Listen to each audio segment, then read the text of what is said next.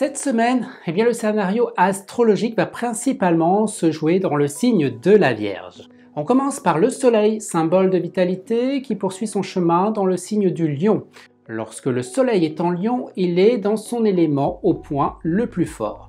Le Soleil va donc apporter un élément de positivité, de dynamisme et donc d'une grande vitalité. Il est profitable à nos signes de feu, le Lion, le Bélier et le Sagittaire, mais aussi à nos deux signes en aspect favorable qui sont Taureau et la Vierge. Je vais ensuite vous parler de la Mercure, la planète de la communication, qui termine sa course dans le signe du Lion jusqu'à mercredi. Et lorsque Mercure est en Lion, il y a une grande ouverture d'esprit dans les rapports. Les échanges sont plus démonstratifs, plus nets, et elle va donc bien sûr être profitable à nos signes de feu, le Lion, le Sagittaire et le Bélier, mais aussi à nos deux signes en aspect favorable qui sont Taureau et la Vierge.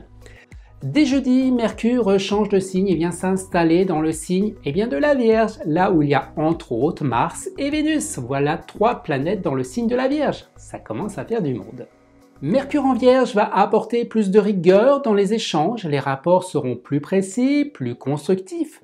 Les échanges s'annoncent solides. Cela va donc profiter bien sûr à nos signes de terre qui sont la Vierge, le Taureau et le Capricorne, mais aussi aux deux signes en aspect favorable, le Cancer et le Scorpion. Ensuite, voyons la position de Mars, la planète qui va nous apporter l'énergie dont nous avons besoin.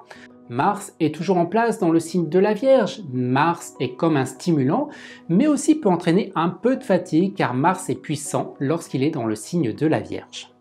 Mars, cette semaine, va donc profiter à nos signes de terre, toujours les mêmes, la Vierge, le Taureau, le Capricorne, mais aussi à nos deux signes qui sont en aspect favorable, le Cancer et le Scorpion.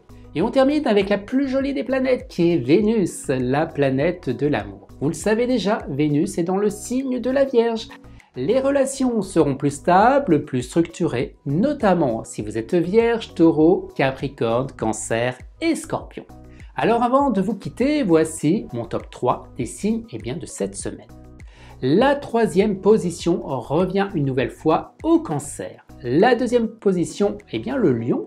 Et la première position, pas de surprise, c'est le signe de la Vierge qui détrône la première place. Si vous souhaitez en savoir plus sur votre tendance astrologique de cette semaine, selon votre signe, vous pouvez retrouver mes prévisions astrologiques sur mon site internet ou sur mon Instagram.